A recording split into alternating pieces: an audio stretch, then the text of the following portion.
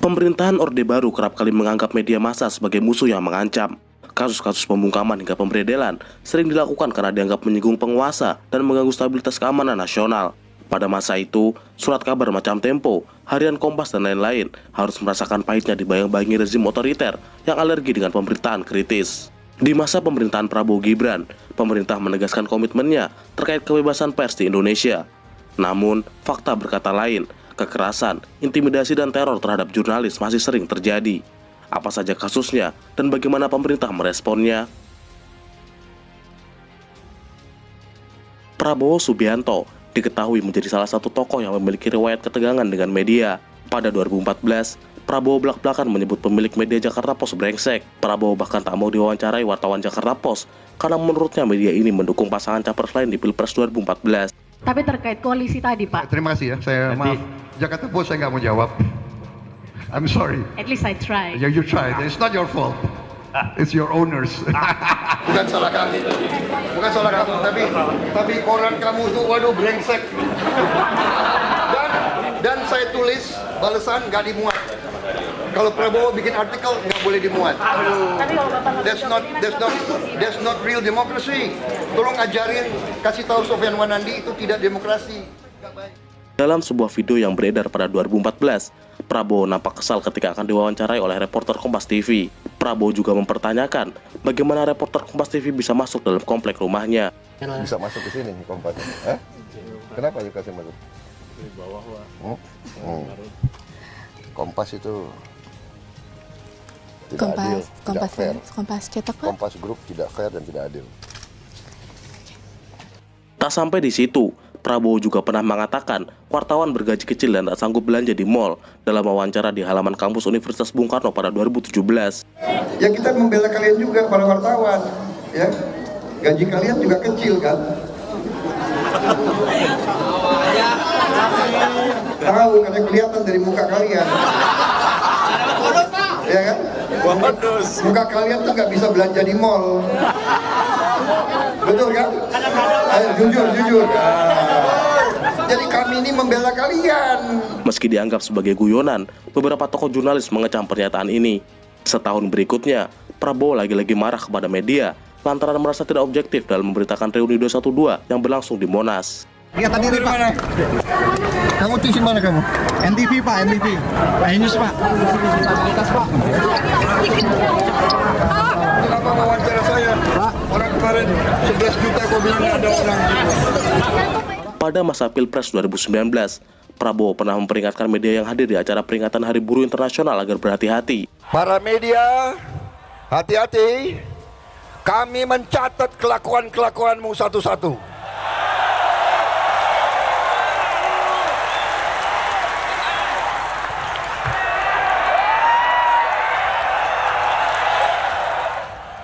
Terbaru, Prabowo terkesan ingin membatasi kehadiran media karena meminta wartawan muda keluar dari ruangan saat sidang kabinet paripurna di Istana Negara pada 22 Januari 2025.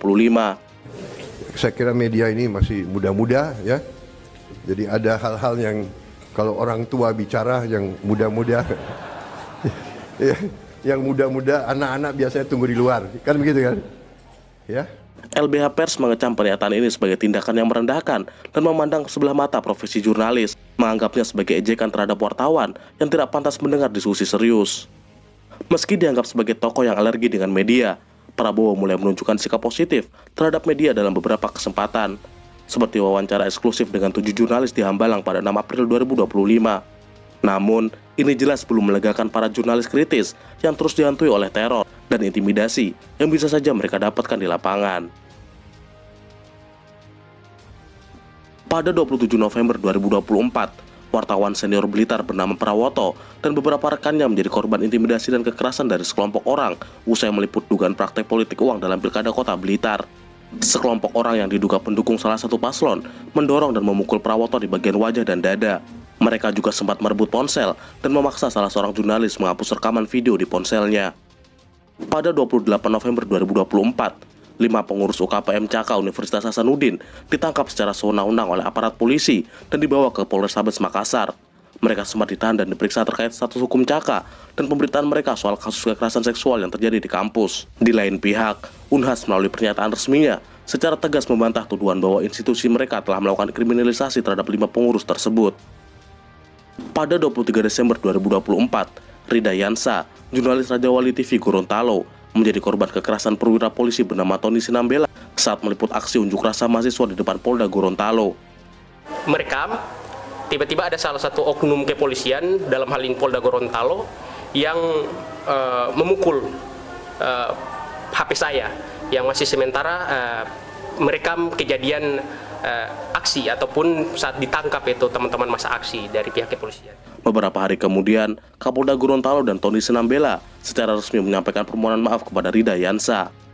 Pada 14 Januari 2024, jurnalis Laparang TV bernama Baik Silawati mendapat intimidasi dan dipaksa menghapus rekaman video saat meliput dapur program makan bergizi gratis di Lombok Timur.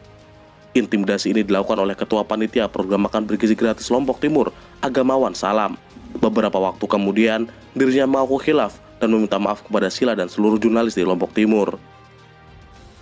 10 hari berselang, 24 Januari 2025, kontributor CNN Indonesia TV, Ismail Adam, dianiaya oleh Kepala Desa Cot Setui, Kabupaten Pidijaya Jaya setelah menulis berita tentang pondok bersalin desa di desa tersebut.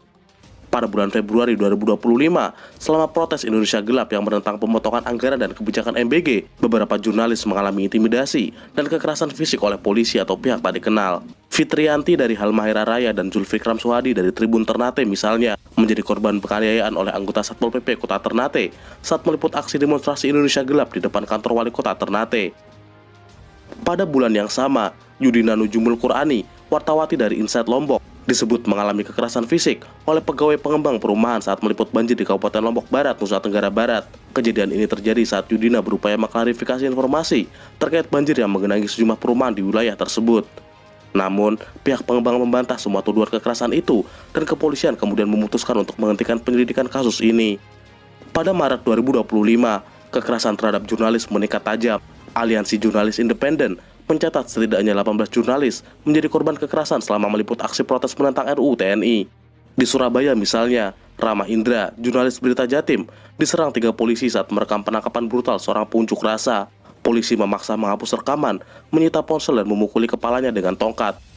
Belum selesai dengan kasus-kasus kekerasan, kantor Tempo di Jakarta menerima paket teror berisi kepala babi. Tak berselang lama, Tempo kembali mendapatkan paket berisi bangkai tikus yang dipenggal. Komite untuk Perlindungan Jurnalis menggambarkan ancaman tersebut sebagai tindakan intimidasi yang berbahaya dan disengaja dan mendesak Prabowo agar segera mengutuknya. Namun, respon pemerintah justru terkesan meremehkan.